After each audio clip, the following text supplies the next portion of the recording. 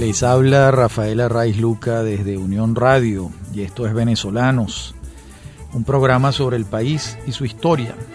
Hoy vamos a hablar de la obra y de la vida de un venezolano absolutamente excepcional, uno de los grandes gerentes públicos de toda nuestra historia.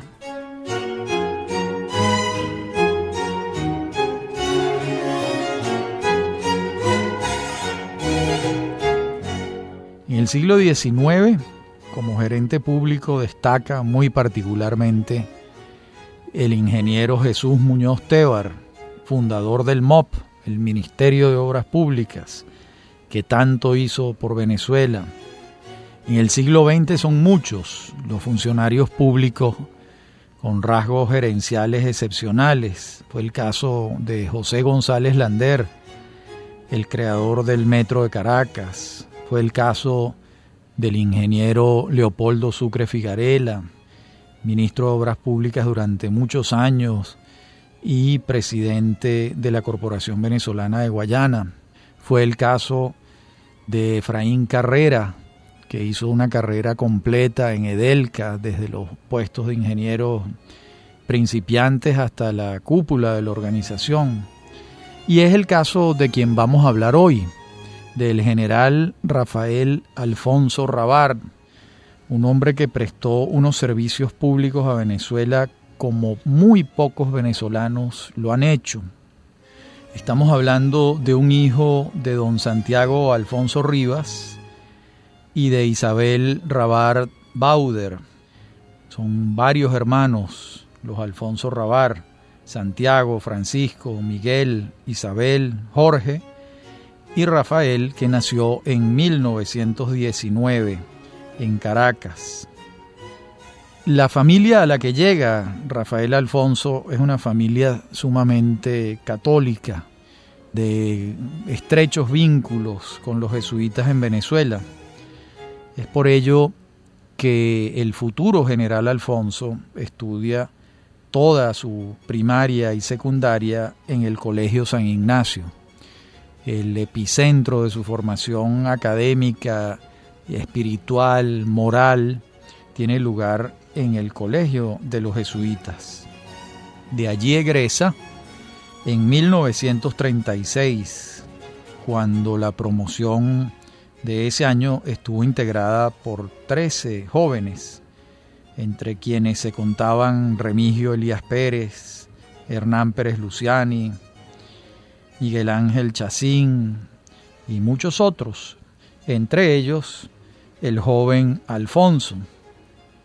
En su formación también fue muy importante la figura del padre, y de su padre se expresa su hijo Rafael de la siguiente manera en un momento en que le rinde homenaje. Dice Alfonso Rabar de Alfonso Rivas: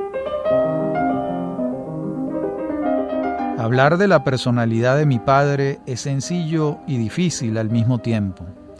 Era un hombre recto, pero a la vez muy generoso. Tuvo un fondo religioso muy fuerte, que fue muy importante en su vida. Por ello se ocupó mucho de las asociaciones religiosas, en facilitarles ayuda, instalación, contribuir en su pensamiento y en su administración, si era posible.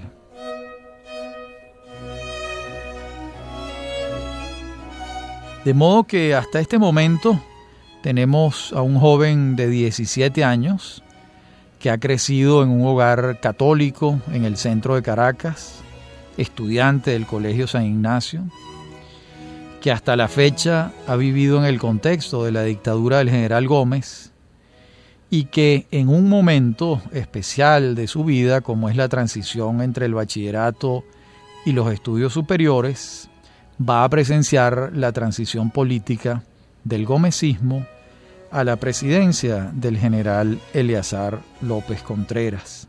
Vamos a tener al joven Alfonso ingresando en la Academia Militar de Venezuela, aquella que se había formado bajo la influencia determinante del coronel chileno Samuel McGill, y a su vez, siendo coronel chileno, traía la experiencia que había tenido en el ejército de su país de origen. y el ejército chileno era de inspiración prusiana. Luego, el ejército venezolano va a recibir otras influencias, como fueron las influencias de las academias de West Point en los Estados Unidos y de Chorrillos en Perú. De allí va a egresar entonces el joven Alfonso Rabart en la promoción Simón Bolívar de 1939, integrada por 23 alféreces. Entre sus amigos más cercanos en esa promoción vamos a destacar a Alfredo Monch y a Marco Antonio Morín. Estando allí en la academia, el gobierno decide becar a excepcionales alumnos de la academia para que hagan un curso en la ciudad de Torino, en Italia, en la Academia Real de Artillería e Ingeniería de Italia. Entre esos estudiantes, entre esos cadetes, va a estar Alfonso Rabart. Y aquí hay una comunicación del entonces ministro de Guerra y Marina, Isaías Medina Angarita, el 17 de noviembre de 1938, donde afirma: cadetes Rafael Alfonso Rabart y Alfonso Márquez Morales, para que hagan curso de 3 años en la Real Academia de Artillería e Ingeniería Militar de Turín y luego un curso de aplicación de 1 año en la misma ciudad de Turín.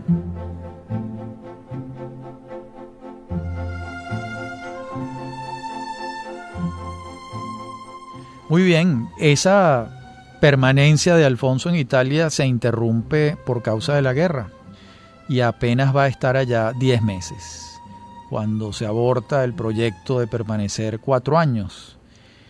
La Segunda Guerra Mundial, recordemos que había estallado el 1 de septiembre de 1939, cuando las tropas alemanas inician la invasión de Polonia. Y es a partir de allí cuando el gobierno venezolano decide traerse a esos muchachos que están estudiando allá. Y vamos a tener de vuelta al cadete Alfonso en Caracas en septiembre de 1939. Se le reconocen sus 10 meses en Italia y se gradúa en aquella primera promoción Simón Bolívar de 1939. Y de inmediato lo vamos a hallar en 1940 en Mérida, asignado al batallón Rivas Dávila.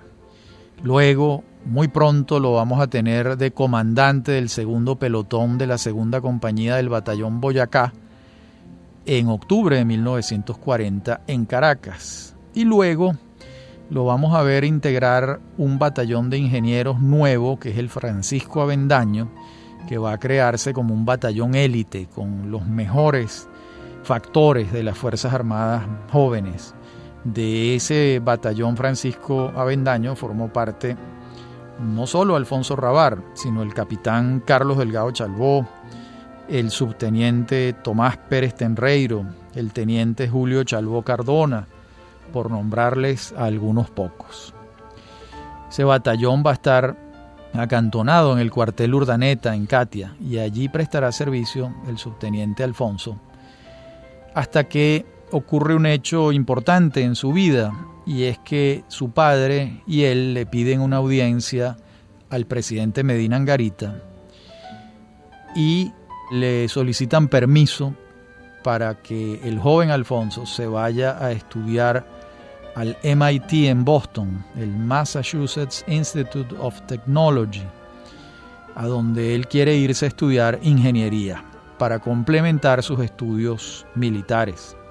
Los costos los asume su padre, don Santiago Alfonso Rivas, y por supuesto el general Medina accede y se va para allá el joven Alfonso Rabart. Sabemos que se gradúa de ingeniero civil en 1945 y también sabemos que es ascendido a teniente el 5 de julio de 1944, como suelen ser los ascensos militares en Venezuela, los 5 de julio de cada año. Cuando ya ha regresado como ingeniero de Boston y está de vuelta en su carrera militar, lo designan director de los trabajos de construcción de la carretera del Junquito, el 2 de agosto de 1945. Y allí estaba cuando tienen lugar los sucesos del 18 de octubre de 1945, el golpe civil-militar que dieron Acción Democrática y los conjurados militares encabezados por Marcos Pérez Jiménez. Y es lícito que nos preguntemos si el entonces joven teniente Alfonso formaba parte de la conjura. Y las respuestas nos las da su compañero Tomás Pérez Tenreiro, quien señala que no, que él, que sí formaba parte de la conjura, tuvo toda la intención de incorporarlo, pero no hubo manera, no hubo espacio en que pudiesen conversar solos como para tejer un acuerdo, de modo que los hechos ocurrieron y Alfonso no estaba enterado. Muy bien, viene el cambio de gobierno y de inmediato el teniente Alfonso es llamado a un nuevo destino. El 1 de noviembre de 1945 es designado director de transporte del Ministerio de Obras Públicas, el MOP. No debe extrañarnos que la sugerencia de este nombramiento haya provenido del ministro de Guerra y Marina de entonces, el comandante Carlos Delgado Chalbaud, quien conocía muy bien el trabajo y la personalidad de Alfonso porque habían compartido el batallón Avendaño cuando este se creó en 1941 con aquella élite escogida de los mejores oficiales. José Antonio Jacopini Zárraga, en una entrevista publicada hace muy pocos años, sostenida con Héctor Castillo y Ofelia Paredes, afirma lo siguiente en relación con el teniente Alfonso. Pero esto se los voy a referir en la próxima parte del programa, porque se nos ha acabado el tiempo en esta primera parte del programa. Ya regresamos con lo que dice Jacopini de Alfonso Rabbar.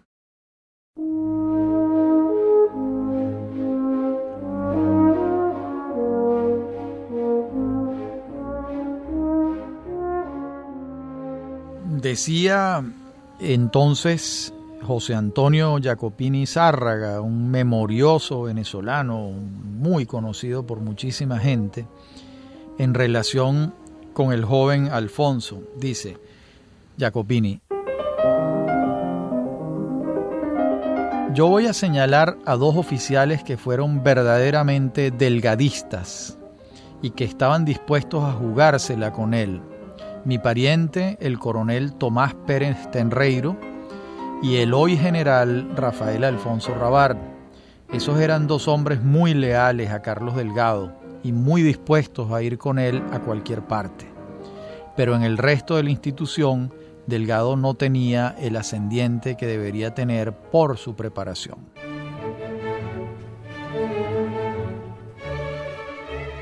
Eso es cierto. Nos revela Jacopini la amistad muy estrecha que hubo entre Carlos Delgado y Rafael Alfonso. Y vamos a tenerlo entonces el 10 de julio de 1946, ya designado como jefe de la cuarta sección del Estado Mayor General, lo que era un ascenso importante dentro de su carrera. Termina el llamado trienio Adeco, viene el gobierno de facto de Carlos Delgado Chalbaud y muy pronto recibe un nuevo destino, el capitán Alfonso. En los primeros meses de 1949 viaja a París a completar su formación militar en la Escuela Militar de Francia. Allí concluye sus estudios de oficial de Estado Mayor con las más altas calificaciones. ¿Cuándo concluyó el curso? No lo hemos podido precisar con exactitud, pero sí sabemos que estaba allá cuando ocurre el magnicidio de su amigo, el presidente Carlos Delgado Chalbaud. Y también sabemos que formaba parte en 1951 al año siguiente de la muerte de Delgado, del personal diplomático de la Embajada de Venezuela en Francia como agregado militar. En cualquier caso, el asesinato de Delgado Chalbaud fue devastador para el ánimo del entonces mayor Alfonso, ya que, como hemos visto, había trabado una amistad muy estrecha con él. Y la molestia que tenía era tan grande que rechazaba la idea de regresar a las Fuerzas Armadas venezolanas al regresar a Venezuela. De allí que Alfonso no pide la baja, pero sí pide un permiso temporal que lo separa de la institución y regresa a Venezuela. Es entonces cuando funda una compañía de ingeniería en Caracas con Mario Biferali y Luis Damiani, y se dedican a hacer trabajos de ingeniería civil en la ciudad, pequeñas construcciones por aquí y por allá. Estamos en 1952, estamos hablando de un hombre de 33 años, soltero, con una formación excepcional ya, porque el curso de Estado Mayor en Francia no es poca cosa. Y ocurre que Marcos Pérez Jiménez, como sabemos, ocupa la presidencia de la República de facto y en 1953 le insiste al mayor Alfonso en que regrese a las Fuerzas Armadas. Alfonso no está convencido, pero Pérez Jiménez le ofrece algo demasiado tentador, y es que se encargue de la oficina que va a estudiar la factibilidad de la energía hidroeléctrica en el río Caroní. Esto es demasiado tentador para Alfonso por lo que significa, por su condición de ingeniero, por su condición de militar, porque lo que él intuye que va a representar para Venezuela y su desarrollo. Y acepta. Dice Rodolfo Tellería Villapol en su libro Historia del desarrollo del servicio eléctrico en Venezuela lo siguiente, les leo. A cargo de la misma, se está refiriendo a la oficina, a la SEC. A cargo de la misma se nombró al entonces mayor Rafael Alfonso Rabar en unas circunstancias bastante curiosas. El mayor Alfonso se encontraba en rebeldía dentro del ejército desde el asesinato del coronel Delgado Chalbaud, a quien conocía y admiraba, y su trágica muerte lo llenaba de indignación y de sospechas. Pero Pérez Jiménez encontró una salida al ofrecerle, a sabiendas de su pasión por tema, que se encargara de formar una comisión para desarrollar el sur del país. Alfonso Rabar puso sus condiciones, entre las que se encontraban autonomía plena para seleccionar a su equipo y libertad de acción, y logró que se las concedieran. Es así como lo designan presidente de la Comisión de Estudios para la Electrificación del Caroní. Allí va a estar de 1953 a 1958. Estando allí es ascendido a teniente coronel y comienza sus tareas el mayor ingeniero Alfonso en una pequeña oficina en la esquina de Altagracia, y de inmediato se impone reclutar a los venezolanos mejor preparados para la larga faena que les espera. Y el primero que recluta, el primero en integrar el equipo, era uno de los poquísimos ingenieros hidráulicos con que contaba Venezuela, el ingeniero Rafael de León, quien entonces tenía 39 años y una trayectoria ya reconocida que incluía el haber sido decano de la Facultad de Ingeniería de la Universidad Central de Venezuela. Se incorpora al equipo de la SEC, Comisión de Estudios para la Electrificación del Caroní, Roberto Álamo y el ingeniero electricista Rodolfo Tellería Villapol. El mayor Alfonso, en esos mismos años, es ascendido a teniente coronel el 5 de julio de 1955. Va a unirse en matrimonio con Corina Wallis Olavarría. El entonces coronel Alfonso contaba 37 años y la señorita Wallis 27. Se casan el 21 de abril de 1956 y formaron una pareja muy sólida toda la vida, no tuvieron descendientes y fueron una pareja muy sólida hasta el momento de la muerte del general Alfonso el 22 de noviembre del año 2006, cuando esta pareja ya tenía 50 años de vida en común. Lo primero que hace la SEC es comenzar a trabajar en la construcción de la primera central hidroeléctrica que tuvo Venezuela, que fue Macagua 1. Los trabajos comienzan en 1956 y la primera etapa se termina en 1959. Cuando se inaugura esa primera etapa, la central de Macagua era la más grande en el territorio nacional y durante muchos años fue una central regional, ya que la interconexión eléctrica no se había dado todavía. Viene el fin de la dictadura, el proceso de transición con Wolfgang Larrazábal Hugueto y el teniente coronel Alfonso es designado presidente de la Corporación Venezolana de Fomento. Esto va a ser importante porque él va a tener allí la tarea de coordinar la junta que culminó el proceso de creación de CADAFE. CADAFE significa Compañía Anónima de Administración y Fomento Eléctrico.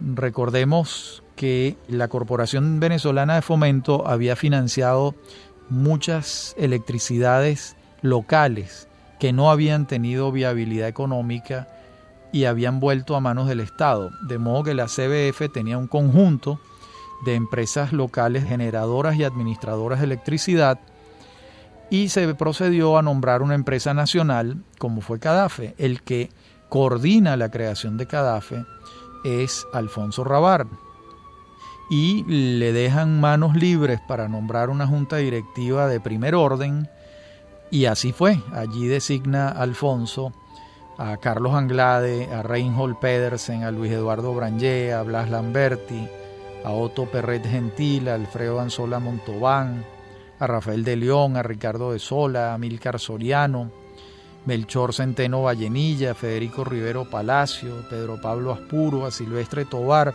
toda gente vinculada con la ingeniería, el derecho y sobre todo la ingeniería hidráulica y eléctrica. En este año 1959 todavía no gobierna Betancur. Cuando este hecho ocurre, Alfonso va a ser ascendido a coronel el 1 de enero de 1959. Y cuando ya sí está gobernando Betancur, que conoce bien al ya coronel Alfonso Rabar, lo designa para una tarea que para Betancur era esencial.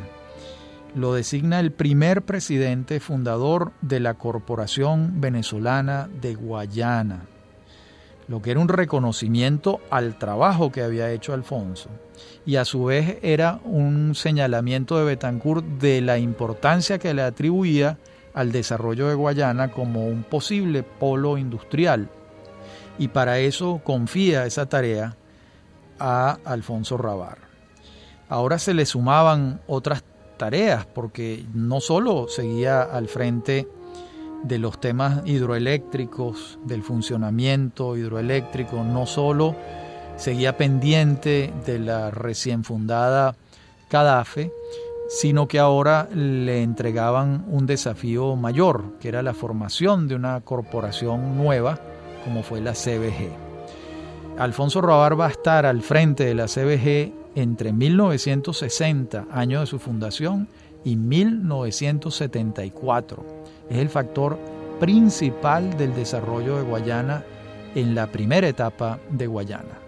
Me estoy refiriendo a la etapa en la que se construye Guri, Sidor, Alcázar, Benalum, etc., como iremos viendo a lo largo de este programa.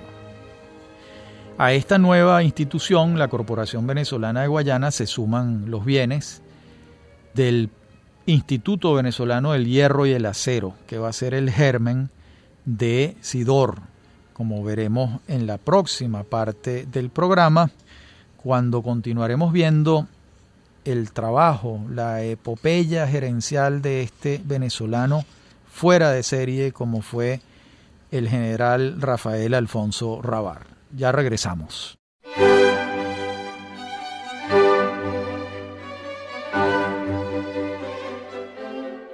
En la CBG, el coronel Alfonso Ravar va a tener un desafío inmediato, además de las labores propias de la energía hidroeléctrica, y es la planificación de una nueva ciudad, Ciudad Guayana, fundada en 1961. Las ciudades más recientes de Venezuela son esta y Ciudad Ojeda, fundada por el general López Contreras durante su periodo presidencial. Esta tiene otras circunstancias, y es que el coronel Alfonso ha entrado en contacto con el Joint Center of Human Studies de la Universidad de Harvard y el Instituto Tecnológico de Massachusetts, donde él estudió. ¿Por qué entra en contacto con estas dos casas de estudio norteamericanas? Para recibir la asesoría necesaria para la planificación de la nueva ciudad. Recordemos que para esta fecha la Facultad de Arquitectura y Urbanismo de la Universidad Central tenía pocos años de creada y sus profesores de urbanismo estaban relativamente comenzando, y lo indicado era que se recibiera la asesoría de universidades con mucha experiencia en el tema. El representante de la CBG en el proyecto, en el sitio, va a ser el arquitecto Juan Andrés Vegas, y comienzan a planificar Ciudad Guayana. El organismo coordinador va a ser la CBG, siempre pensando en que la ciudad que se está planificando y construyendo va a estar vinculada directamente con el desarrollo industrial que allí va a tener lugar. Estamos en 1961, están apenas comenzando a planificarse la construcción de la siderúrgica y de las dos fábricas de aluminio. Bueno, finalmente se inaugura la ciudad de Ciudad Guayana, que comúnmente se conoce como Puerto Ordaz, pero la designación correcta es esa. Y estoy seguro que el presidente Betancur y el coronel Alfonso, cuando cortan la cinta de esta nueva ciudad que está a 13 metros sobre el nivel del mar, no sospechaban que iba a llegar a ser la sexta ciudad más poblada del país. Caracas, Maracaibo, Valencia, Barquisimeto, Maracay y Ciudad Guayana. Eso ha pasado muy rápidamente. Es la ciudad de mayor crecimiento en los últimos 50 años en Venezuela, naturalmente. Al día de hoy, el Instituto Nacional de Estadísticas dice que Santo Tomé de Guayana, que es como se llama originalmente, tiene alrededor de 1.050.000 habitantes. Puede que sea un poco más, un poco menos, pero esa cifra ya es muy, muy grande. Ese año 1961, también el presidente Betancur destaca al coronel Alfonso, designándolo ataché militar de la visita del presidente John Kennedy a Venezuela. Es la primera vez que un presidente de los Estados Unidos visita nuestro país. Eso ocurrió el 16 y 17 de diciembre de 1961. Y Betancur lo destaca por varias razones, pero entre otras porque confiaba en el excelente inglés que hablaba el coronel Alfonso Ravar. Sigue el trabajo en la CBG y se decide la creación de una empresa. Esa empresa se va a llamar Compañía Anónima Electrificación del Caroní, Edelca. CBG Edelca se crea el 16 de abril de 1963.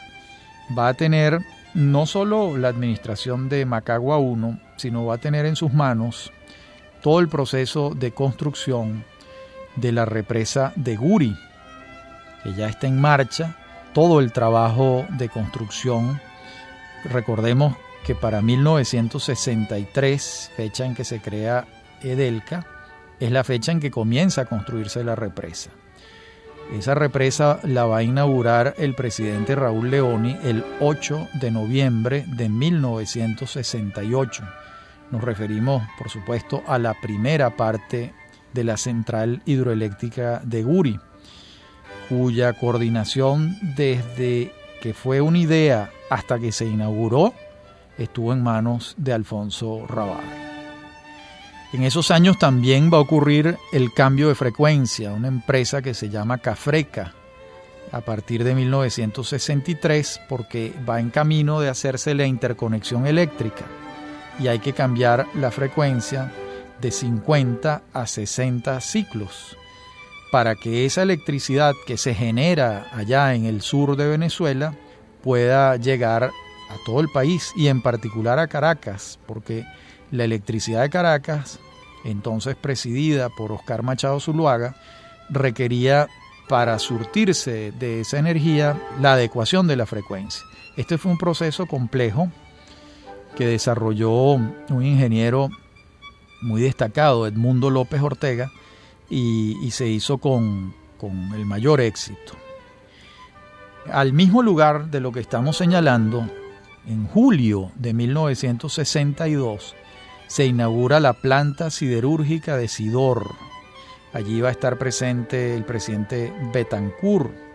Los hornos son de Siemens Martin.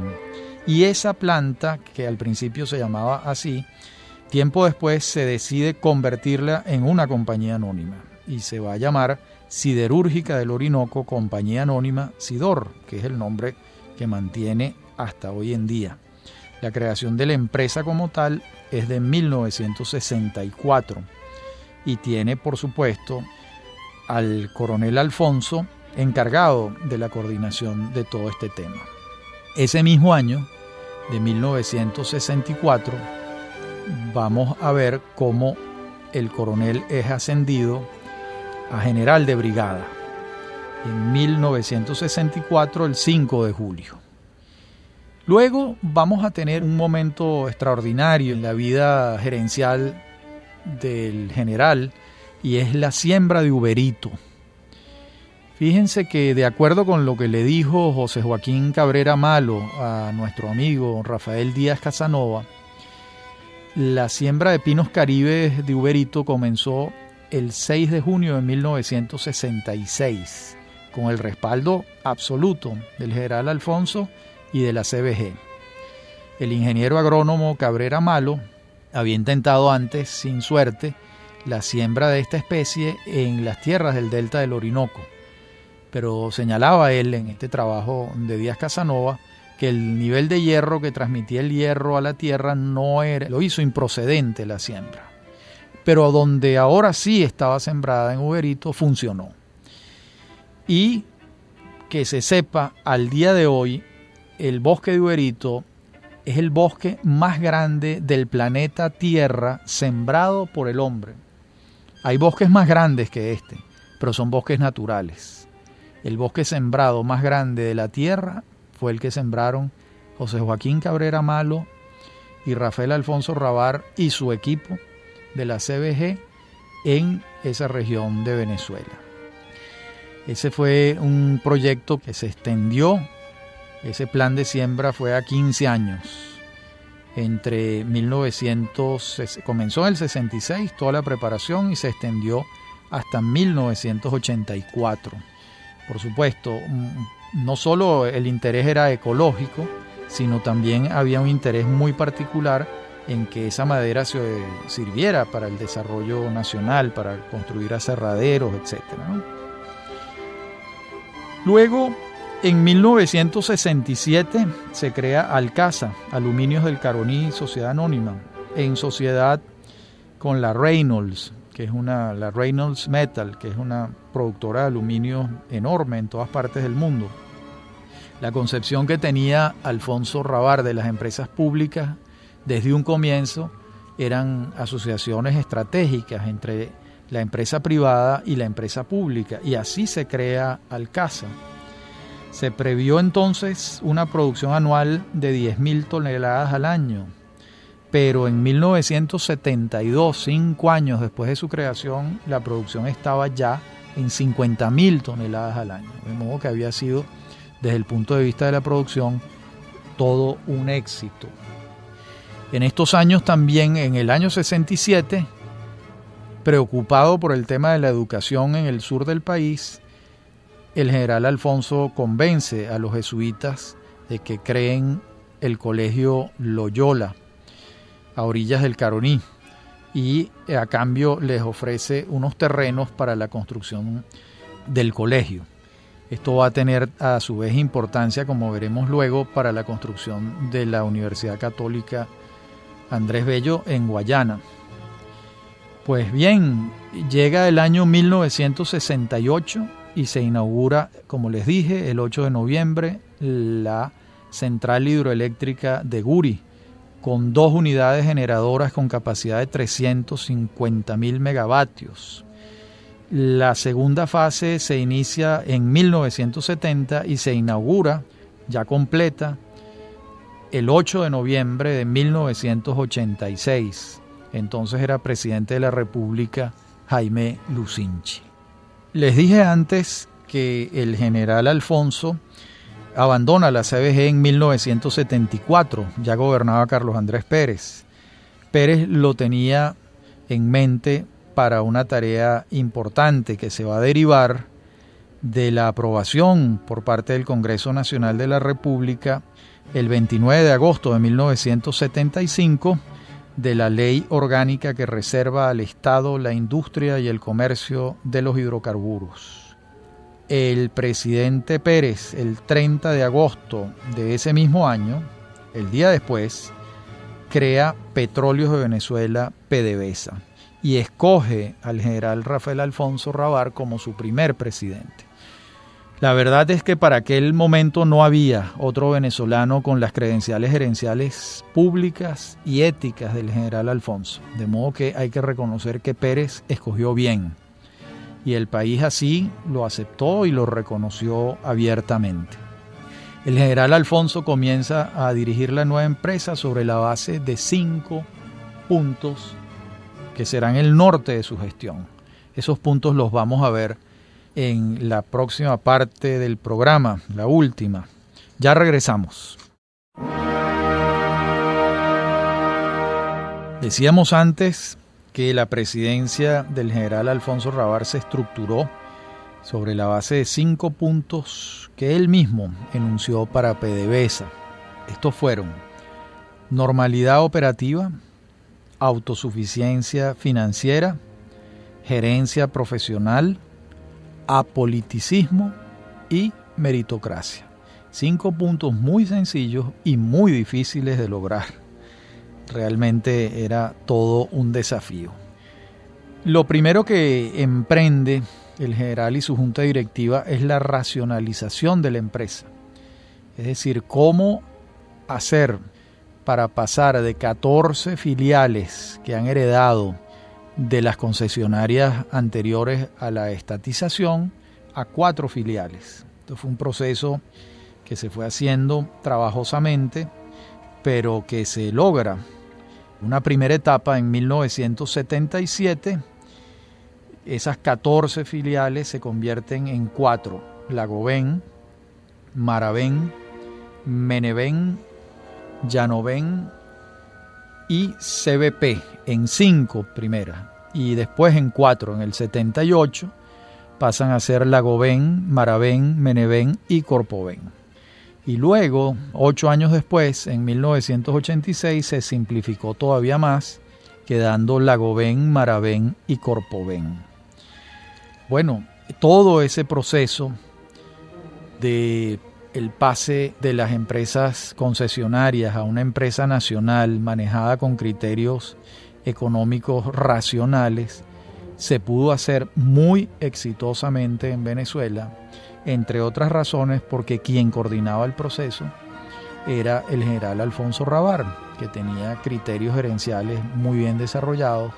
Si bien no era un experto petrolero, si era un hombre con una experiencia gerencial que nadie tenía en Venezuela, porque había creado un emporio industrial en Guayana y tenía un sentido de la organización muy claro, escuchaba, se rodeaba de los mejores, no le tenía temor a trabajar con gente que conociese más el negocio que él, y adelantó una tarea extraordinaria a lo largo de 8 años. A su vez, durante su gestión va a comenzar la internacionalización de PDVSA. Los primeros pasos se dan en 1980 con la firma con la Veba Oil y después con la creación de la Ruhr Oil en Alemania, que le permitió a PDVSA tener un mercado seguro para alrededor de 150.000 barriles diarios. Pero no todo fue coser y cantar. También le tocó al general Alfonso la crisis de las reservas internacionales en 1982, cuando recibe de parte del gobierno de Luis Herrera y de su gabinete la información de que PDVSA está obligada a venderle al Banco Central de Venezuela todas las divisas que generara en su actividad comercial. Por supuesto, esto vulneraba severamente uno de los 5 principios enunciados por el general Alfonso, el de autosuficiencia financiera. El general no tuvo otro camino que lidiar con este temporal, lograr unas soluciones intermedias. No fue una buena señal para PDVSA que el gobierno se viera en la necesidad de apelar a las reservas de PDVSA para alimentar las reservas internacionales de la República. Esto fue un punto negativo, pero había que entender la coyuntura de la economía internacional. En 1982 se habían prendido todas las alarmas en el mundo por la crisis del pago de la deuda externa. No mucho tiempo después, el presidente Herrera, un año después exactamente, el 31 de agosto de 1983, decide no ratificar al general Alfonso en PDVSA y designa a quien era para ese momento su ministro de Energía y Minas, el ingeniero Calderón Berti, presidente de PDVSA. Cuando Alfonso entrega la empresa, tiene 8 años allí y está entregando una de las primeras empresas del planeta, que ha salido prácticamente de la nada. Es decir, la experiencia que se ha acumulado en las concesionarias se ha revertido y procesado en una empresa estatal y se ha tenido éxito en comandarla. ¿Qué hace entonces el general Alfonso? Pues sigue con unas tareas de muy bajo perfil que ha asumido en 1976 también, y es la presidencia de Fe y Alegría, el programa popular educativo de la Compañía de Jesús en Venezuela, que había nacido de manos del padre José María Velas, proyecto al que su padre Alfonso Rivas y él estuvieron ligados toda la vida, respaldándolo con entusiasmo y con recursos. Allí va a estar en la presidencia de Fe y Alegría el general Alfonso hasta 1990. Estando también en PDVSA en 1981, se incorpora como individuo de número de la Academia de Ciencias Físicas, Matemáticas y Naturales, y su discurso de incorporación va a ser Venezuela y la energía, agente de transformación. En 1983 va a recibir el Premio de las Américas y en 1984 va a asumir la senaduría por Caracas del partido COPEI. Se ha presentado como candidato a senador en las elecciones de 1983, donde concurría Rafael Caldera como candidato presidencial. También en 1984 va a asumir la presidencia de Alfonso Rivas y compañía, la empresa que había fundado su padre, y allí va a estar de 1984 a 1998, cuando va a pasar a retiro el general Alfonso, después de una de las carreras más extraordinarias que haya hecho algún gerente público en Venezuela, una carrera pletórica de realizaciones, de honradez, de eficiencia y de un perfil bajísimo, un perfil casi subterráneo que él cultivó de manera denodada, a pulso. Finalmente va a morir el 22 de noviembre del año 2006, cuando ya está viejo, ha cumplido y no le queda otro destino que el otro mundo. Esta es la vida de un venezolano fuera de serie, el general Rafael Alfonso Rabar. Los llamo y los exhorto a conocer más la historia de este hombre y el ejemplo que significa para los venezolanos de hoy y del mañana. Les habló Rafael Arraiz Luca y esto es Venezolanos, un programa sobre el país y su historia. Me acompañan en la producción Mary Sosa y Víctor Hugo Rodríguez, en la dirección técnica Víctor Hugo Rodríguez y Fernando Camacho. Los programas los consiguen colgados en la página de unionradiocultural.com. Allí están. Y a mí me consiguen por mi correo electrónico rafaelarraiz@hotmail, por Twitter @rafaelarraiz y por Facebook. Y para mí ha sido un gusto muy grande hablar del general Alfonso para ustedes. Hasta nuestro próximo encuentro.